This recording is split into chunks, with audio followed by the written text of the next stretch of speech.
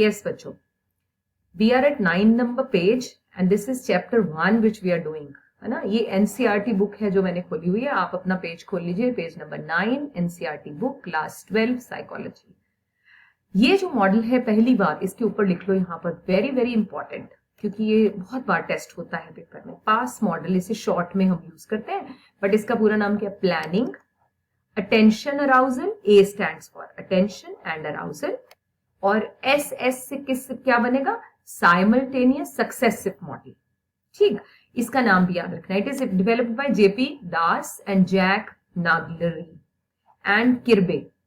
Okay, Kirby भी कहते हैं, किर्बे भी कुछ भी आप नाउन है, एनीवेज यू कैन प्रोनाउंस। 1994 में ये मॉडल प्रपोज किया गया, डेवलप किया गया।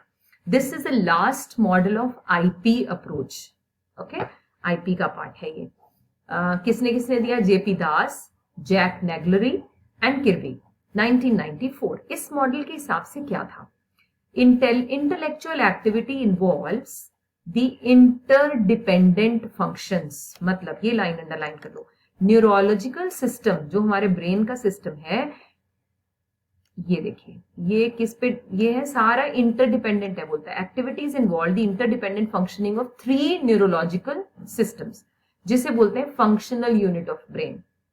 ये कौन से यूनिट है? ये यूनिट रिस्पॉन्सिबल है, वो कहता है 3 न्यूरोलॉजिकल सिस्टम्स का जो इंटरडिपेंडेंट मिलकर ये फंक्शन करता है। ब्रेन जो है हमारा, वो इंडिपेंडेंट फंक्शन नहीं, कुछ सिस्टम्स कनेक्टेड हैं। इनमें कौन कौन से यूनिट्स रिस्पॉन्सिबल हैं, वो है ये नाम, अराउजल, अटेंशन, साइमल्टेनियस। एक एक करके समझते हैं, तुम्हें बात समझ में आ जाएगी। Let's begin with the first one, attention आना, अराउजल होना। अराउजल समझते हो? कुछ एकदम से क्या बोलोगे, स्टिमुलाई समझते हैं, हमने स्टिमुलस रिस्पॉन्स पढ़ा है, मतलब कोई चीज होती है जिससे हमारा ब्रेन का फंक्शन एक्टिव हो जाए, ये काम करने लगे, कुछ ऐसा होता है, बिहेवियर में चेंज आता है किसी चीज की वजह से, right.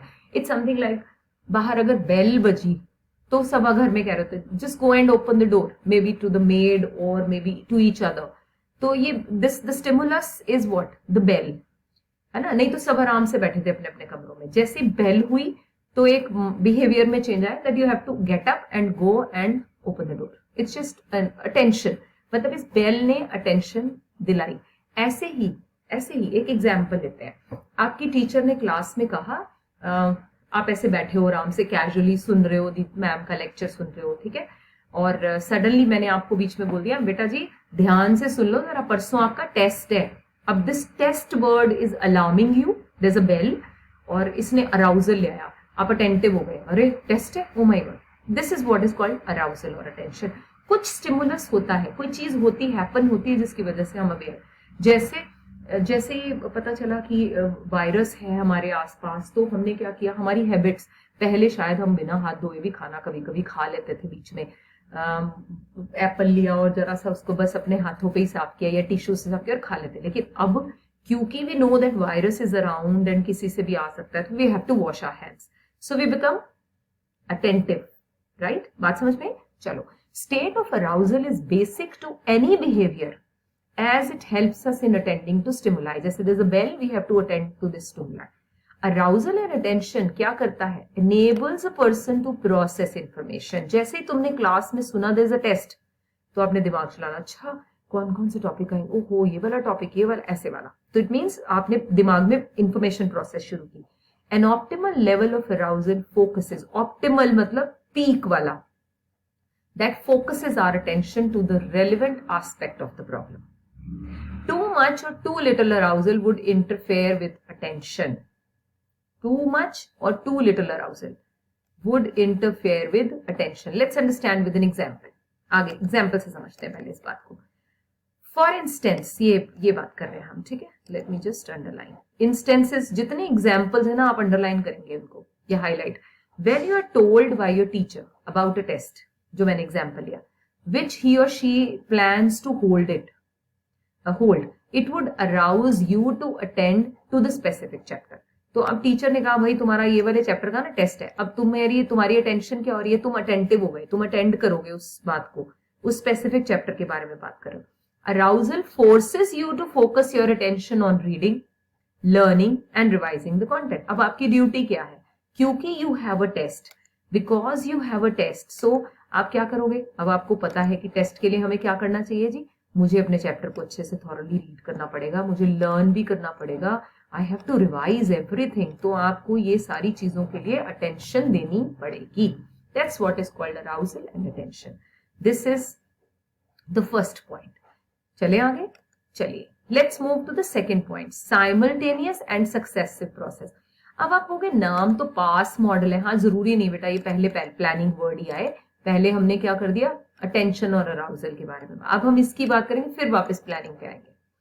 So simultaneous and successive process, you can integrate the information into your knowledge system either simultaneously or successively। यानी जैसे टीचर ने कहा भाई उस चैप्टर का ना मैं पढ़ा रही हूं, जैसे ये वाला, बेटे आपका जितनी मैंने अभी तक थेरीज पढ़ा दी ना, अब इसका टेस्ट है, तो आपने या तो आप साइमल्टेनियसली आपके दिमाग में वो पीछे पिक्चर्स आनी शुरू हो गई, अच्छा वो वाला टॉपिक भी है, वो भी है, यार मैंने वो नहीं पढ़ा था, वो मैंने अच्छे से नहीं सुना, उस दिन मैं एब्सेंट थी, ये सब दिमाग में चल रहा है। या फिर बाद में भी चल सकता है, जब आपने टीचर ने अनाउंस कर दिया, आपने लेक्चर सुन लिया, बाद में दिमाग चलाया यार ये सारा मैंने ऐसे ऐसे करना है, ऐसे करूंगी, ये कर लूंगी, ऐसे वाला।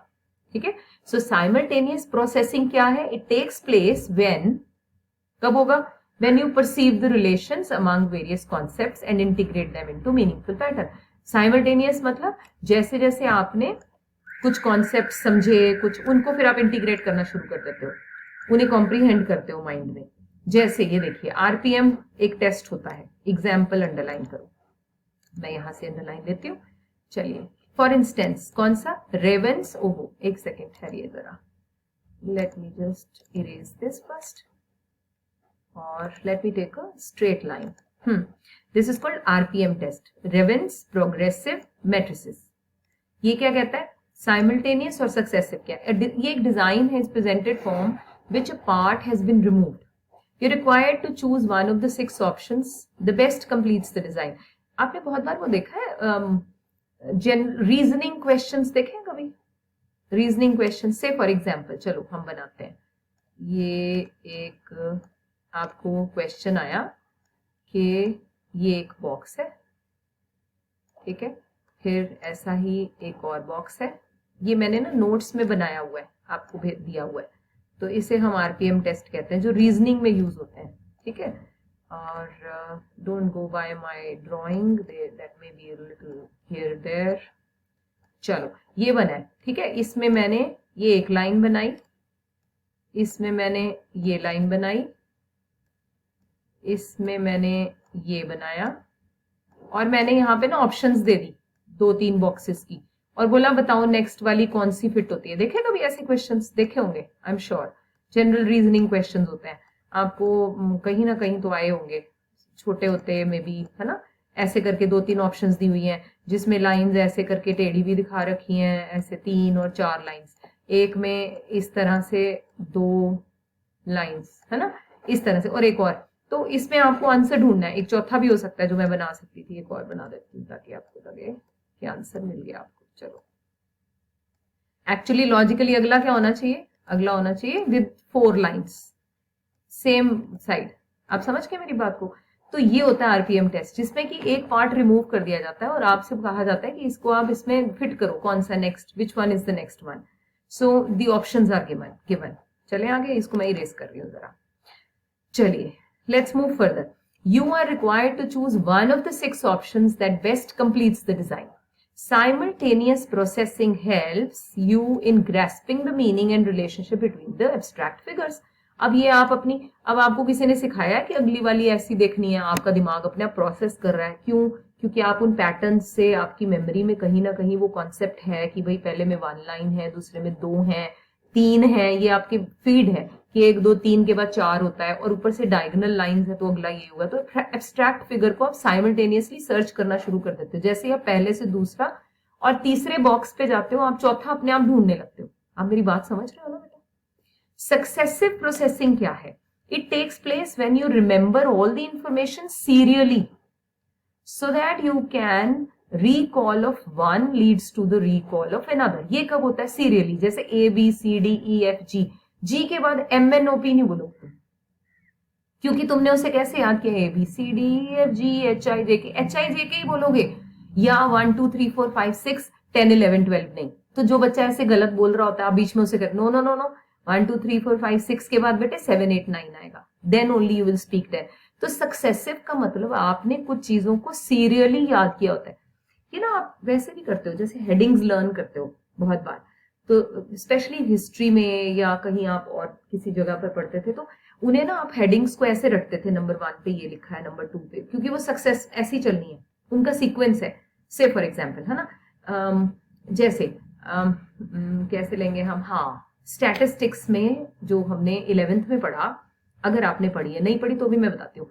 आपको एक प्रोजेक्ट दिया गया, टीचर ने बोला प्रोजेक्ट बनाओ, तो सबसे पहला स्टेज क्या होगी, कलेक्शन ऑफ डेटा। आप फटाफट से डेटा इकट्ठा करोगे। क्या आप कलेक्शन से पहले प्रेजेंटेशन कर सकते हो?